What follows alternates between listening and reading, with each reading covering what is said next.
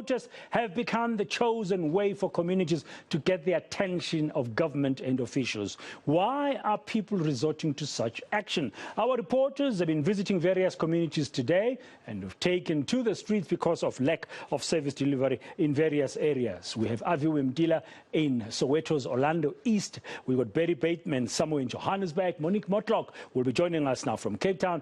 And later we hope to talk to Dasen Tatia, who will be speaking to Msinga residents in KwaZulu-Natal about the ongoing lack of water. Monique, good afternoon. Let us start with you in the mother city. From what I'm hearing, since you guys have been doing these crossings today, people are saying we resort to protest because this is the only language that the authorities seem to understand. What is the situation on the ground where you are? I'm going to let the visuals do the talking and ask my colleague Mario to show you what this road, Alien Road here in Khayelitsha Site B looks like.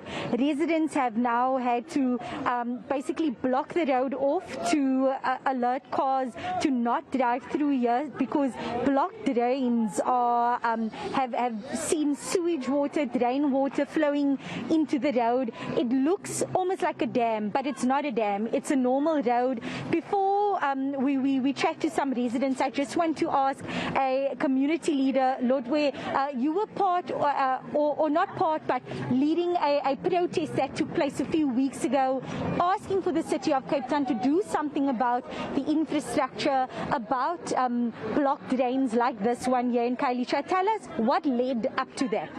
Okay, thank you very much, ma'am. The shutdown of Site B, it was the last resolution that we took because this crisis of a blockage of sewer drains started by last year, but by this year in terms of February it started to be too serious, whereby we tried by all means in terms of engaging with the city of Cape Town to intervene and resolve this matter, because we tried the first time when we did a silent protest going to the training center calling the mayor, but the mayor didn't appear. He sent a ward councillor with his councillor Mngunyen. The second time, by the time we called them, they sent two officials, which was Mr. Siabulela and Mr. Siambonga. They made the site visit and promised to come back. They never came back. And at the third time, we made a silent protest as community leaders going to the Khayelitsha depot, asking the Directorate of the Water and Sanitation Department to come and intervene on this matter, but they didn't come even on that time, whereby they also sent the management of the Khayelitsha depot, and the management clearly stated that they have nothing to do with this because it needs a decision of the Directorate of the Office of the Mayor, which is why now we ended up going to the streets and fighting, because the black people, it says that once we need to be heard, we have to go to the streets and fight. So that's when Mr. Peer came and tried to resolve this issue. But also our questions or our concerns and demands haven't all been answered even today. And in speaking about some of those resolutions, Vuyiseka, you were telling me that since that protest, there has been some changes, there have been some engagement from the city. Yeah, they have sent like trucks, only 2 trucks or 4 trucks at a time, ne? But then now they haven't answered to all our demands, which are those trucks are still not safe because there's no law enforcement. Because we also asked them to please deploy law enforcement so that they can be safe as well. So now our volunteers are still looking at for those trucks. Our volunteers, they are still going with those trucks all over the Site B. But then now, one of the demands was that now they must deploy law enforcement, and then now they must fix the main pumps. The main pumps are still not fixed as yet. So even if now they come and those trucks come and do the work in here, that only lasts for a few days, and then we go back to square one, which is like what you're seeing now here. Yeah. And Vuyiseka, before I leave, I just want to ask a resident, ma'am, you were standing here, shaking your head, looking at this. Mm-hmm. How has it impacted you living in this road? No, it's not nice. No? I want to speak closer. Ne? Yes. imbi because abantwana bazawugula, and it's almost 3 days lento ilapha, and then it's only ukansila yesterday come and check and try to open the drains, but solution. There's no solution, and there's abantwana abancinci going to the creche. You must go around, and there's izindlu naza, you see, ezazindlu ababantu amanzi come inside the house and amabi amdaka and ayanuka, so we are tired. Then siye sathi sike community sathatha amatye savala for imoto because they come and ziyenza worse, then savala galaqala nalapha so that zingahambi up. So we are tired, very, very tired of the Western Cape. Thank you, ma'am. Thank you very much. There you heard it from a fed-up resident living in this road, living with drain water flowing into people's houses, from community leaders who say a protest that took place a few weeks ago had to take place simply because they felt they weren't being heard.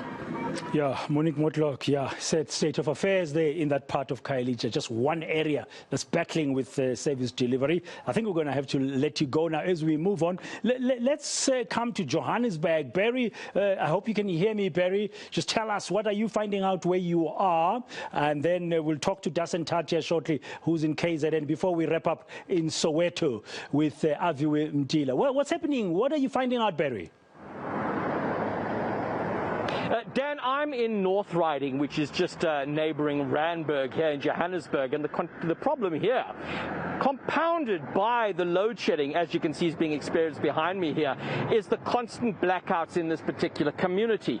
As of Sunday, they've only had a few hours of electricity. Apparently it was sorted out last night. Electricity has been restored to parts of the community, but it's the latest in a history of ongoing blackouts in this particular community. I've spoken to the ward councillor, and he's explained how it has to do with poor planning for infrastructure. So you've got a lot of high density developments that have come into this particular area, but the infrastructure has not been upgraded to cater for that. The community members say they are sick and tired.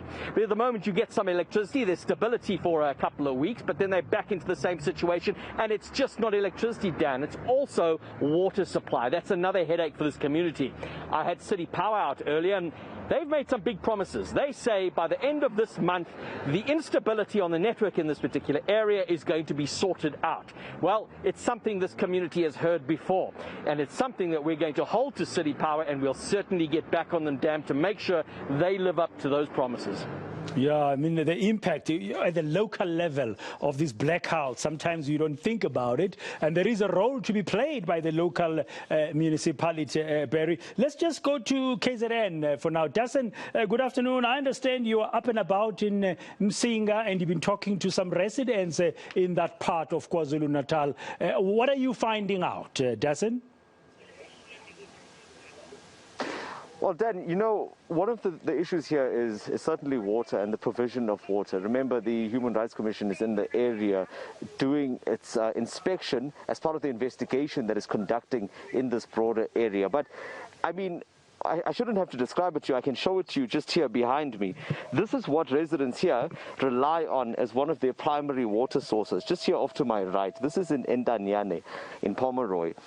If this dries up, there's another small space, a little stream, if you will, over this hill where they can collect water. But as you would know from some of the stories that we've done around here, this little, if I could call it this makeshift reservoir of water for this area is shared by the cattle as well. And this has been going on for years. Now, the UDM has called this a violation of the basic human rights, and they wrote to the Human Rights Commission 2 years ago in the hopes of getting an investigation. That has happened, and that's been going on for the last 2 years, where submissions were taken by the Human Rights Commission, and as I mentioned, there's an inspection underway now. So let me bring in Mr. Boyce Gumede of the UDM. You were one of those that wrote the initial complaint, and I know that after that there were other complaints that came to the attention of the Human Rights Commission about the issue in Pomeroy.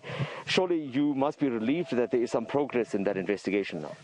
We are certainly, as the ADM, we are certainly very grateful that the commission has eventually come over to see what we've been talking about, what we've been describing, and they've been here themselves, they've seen it.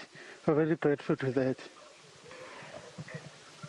Look, it's not going to happen overnight. I think we can all be confident about that, because there's going to be a lot of work that has to be done even beyond the Human Rights Commission investigation. But do you know why there hasn't been water provided to this community until now? The fact of the matter is that there is no plan in place to provide water. There is absolutely no plan. That's how it got started with the ADM when we were requesting for the plan, to show us the plan.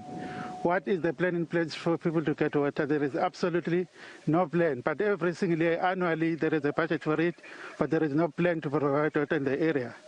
The municipality just doesn't have a plan to provide water. That's the bottom line. What about the broader KwaZulu-Natal water master plan that we saw launched by the Premier? We wouldn't know about the master plan for the entire province, but what we know as the EDM is that there is no plan in Msinga. We're talking about Msinga particularly. We're interested in this area. There is no plan whatsoever. You can't be asking for one plan for over 2 years, asking for one plan, not being sure. It just doesn't exist at all. So, as a wrap, what is your hope of the outcome when it comes to the outcome of this investigation? If you're saying there's no plan, and if that is to be believed, that means that there's a long way to go before the residents of Pomeroy will have any water. One of the prerequisites, or the requested outcome that UDM requested from the Human Rights Commission, is to make a finding that there is no plan in the place and force the Msinga district municipality to drive one. We need a plan. Once there is a plan, you follow the plan.